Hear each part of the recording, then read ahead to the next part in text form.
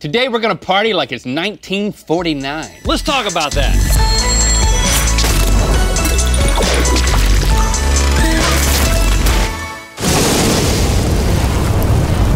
Good mythical morning. Mythical Bees, first things first, this Friday is our season finale. Then we're gonna be off for 3 weeks, but don't worry, because we'll be back with Good Mythical Summer starting Monday, May 28th. But today we're gonna show you a prank I play on Link involving an insane amount of scratch-off tickets, and we're going to figure out who's a CEO and who's a serial killer. But first, party snacks. They've been around longer than you.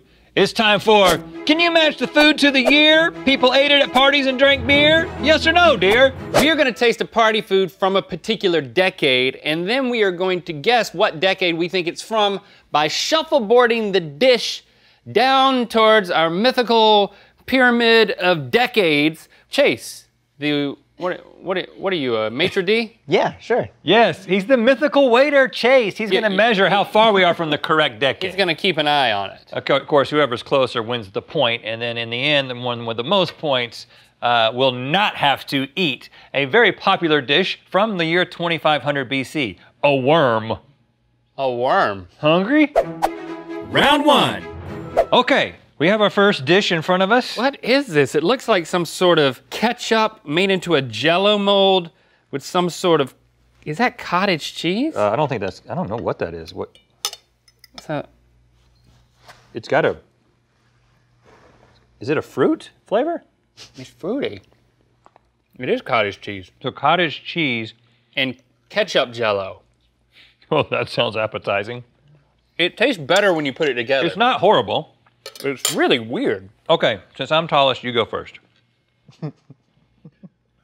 Okay, whatever. Yeah, it all makes sense. Where do you think it's from, Link?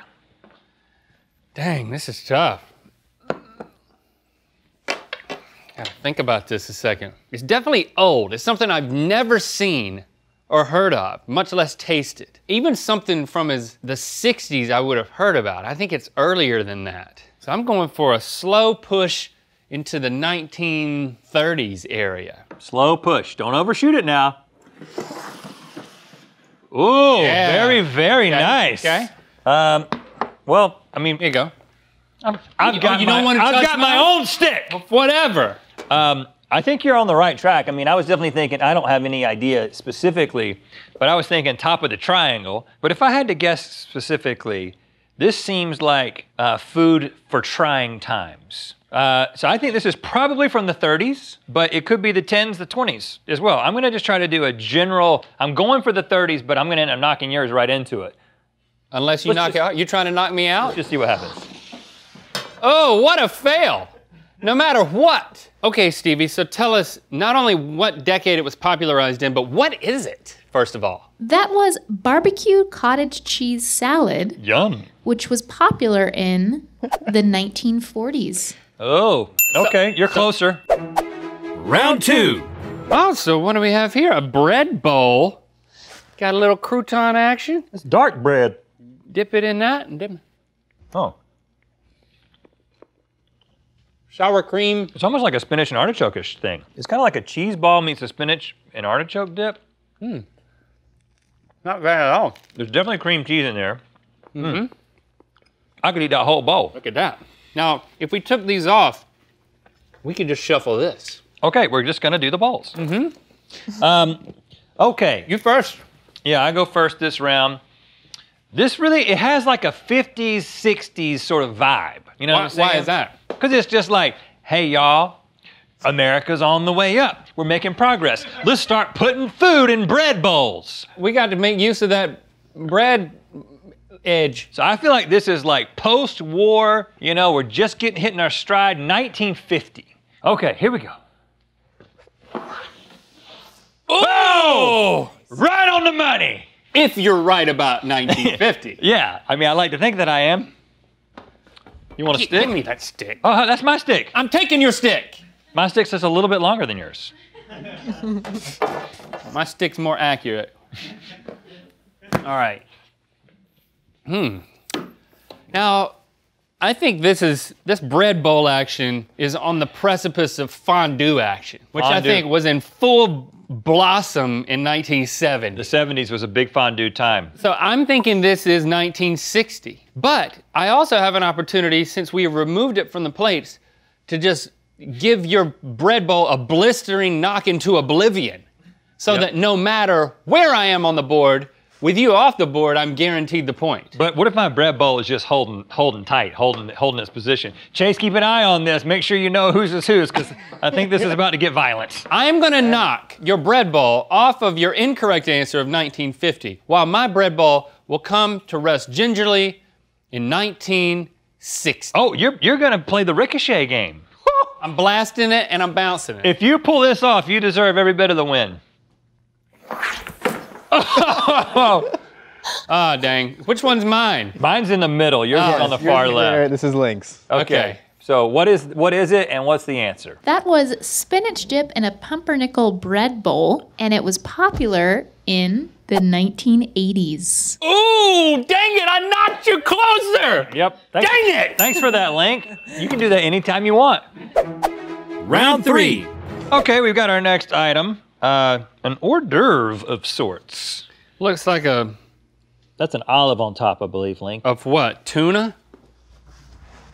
Don't like olives. What's this, some sort of Some quarter. finger food, man? Whoops, I may have lost my olive. Is that chick? What is that? Is that chicken? It's not tuna. I don't know what it is. It's not good, and I like olives. All I know is it's old-fashioned. Old fashioned. Okay. I'll see where you're going with this.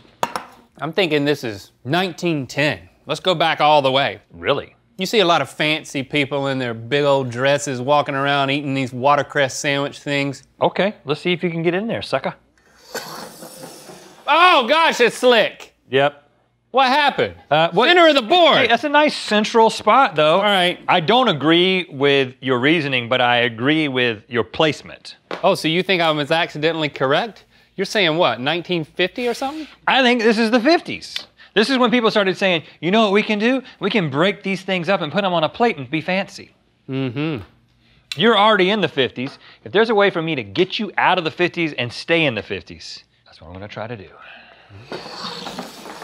Oh, I told you it was slick. Okay. Not as heavy as a bread bowl. I hit you and you stayed right in place. All right, Stevie, what is it and where was it? That was ham spread and olive canapes, which was popular in the 1930s. Ooh. Yes. You're closer. Get another point.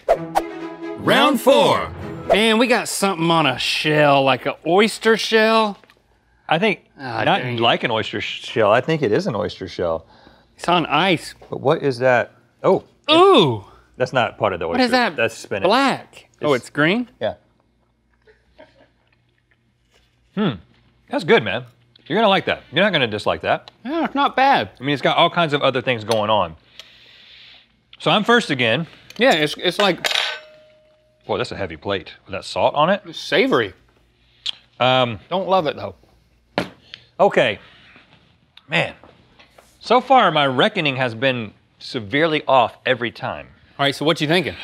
Well, it's pretty fancy. It's got a bunch of other stuff going on. Very fancy. There's I a, would not have thought that like oysters were a thing from the early days, from the early 1900s. why not? We've already We had oysters back then. not prepared like this though. I think they just grabbed them out of the ocean, popped them open, and ate them. But again, this is a fancy time. I think this might be all the way back in the 90s. Really? Because of the combination of ingredients. It's bold. Do you remember what the 90s were like with all the big shirts? They're coming back. Yeah. People made bold choices. I'm gonna make the bold choice, going back to the 90s. Now, can you hit the 90s? Oh, whoa, goodness. Okay. You lost a lot of your weight along the way, and I think you It began to overshot. sort of slide on the salt that was coming off of the. You know what? That's great. Oh, that's salt. I thought that was ice. It's salt. I was wondering why it was warm. Do you want me to take my oysters out of the way, or you want to use them? I don't care because basically, as long as I don't go at the board, I get a point. Well, it's harder than you think. I didn't push that hard. I think you're right about 1990. Oh, you do, huh? Big shirts coming back, half shell oysters. Slide it on down there and see what happens. Okay, 1990, here I come. Oh, whoa. Woo! Yeah! Right. Yeah! Big Daddy oyster on the half shell, sliding into home. Okay, so these are Oysters Rockefeller, and you both were not right because they were popular in the 1920s. Ooh! My oyster's closer to the 20s. Rockefeller, huh? Okay, Link. That rich guy. Round 5. I have an insurmountable lead, but you know what? I'm gonna make this last round worth 2 points to keep it interesting. So we can tie. If you tie with me, we'll both half the worm. Half the worm, okay. And here we have some sort of sliced and diced Spam meat object with some sort of like sour cream and chive. I'm guessing, oh gosh. I guess you put it on the... Layers, like look at that. Look at that. It smells like Spam or like potted meat Gosh. with some cream cheese. You got friends over, you wanna do this to them? You put it on a Ritz cracker and it kind of covers it up. Not horrible. This is important. Okay, I will go first to give you a slight advantage, given as you're losing. Okay. You want your plate? You think I could just put this down there? Nope. Nope. I don't think it would slide. I like Ritz crackers. Now my granddad, he loved him some potted meat. He did not transfer that love to me. I think it's rather nasty. It's an acquired taste. But as much as we've guessed 50s, Yeah. again and again, we have not tasted anything from the 50s until now. I see where you're going with that. Yeah! Oh, Woo! oh. Okay, well, Hope I'm right, because I nailed it! so, wow, I think that you're right, but if I hit 1950s, you win, because you're already in the 1950s. Yep, so you agree with me, but you hope that we're both wrong, and you're going for another answer. I mean, this is a congealed meat and cheese thing. It's got to be from the 50s. I mean, there's really no other option, right? Well, you could knock my plate off of the 50s, man. So I got to get just enough speed to move your plate off of the 50s, but not fly over your plate, which is prone to happen. By the way, we could both be wrong about 1950s. I don't think so. I'm going to really weigh that side down. Chase, he's gonna attempt to knock my plate out of the 1950s. Here we go. I heard him.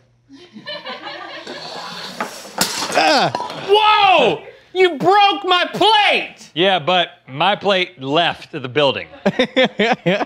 So it worked. This is still my plate. All right, I'll take that. Yes. So guys, that was a Spam and cheese ribbon loaf, and you were both correct. It was the most popular in the 1950s. Dang. Great strategy. Too much firepower. Wow, you broke my plate and it still didn't knock you off. So, you know what that means? I win! And I don't have to eat the worm! Act like you've been there before. All right, okay. I'm going to eat this worm, anus and all.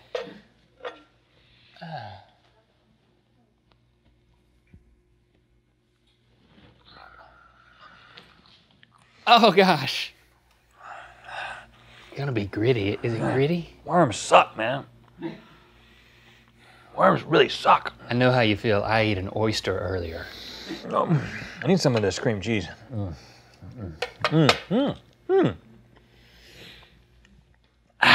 Okay, fair and square. I ate the worm. Well played, Rhett. Well, actually, well played me. Yes, well played, Link. Keep watching to see me cover Link's entire car in scratcher tickets. What? Get your Boiled for Safety mug while you still can, because they're almost sold out. Available at mythical.store.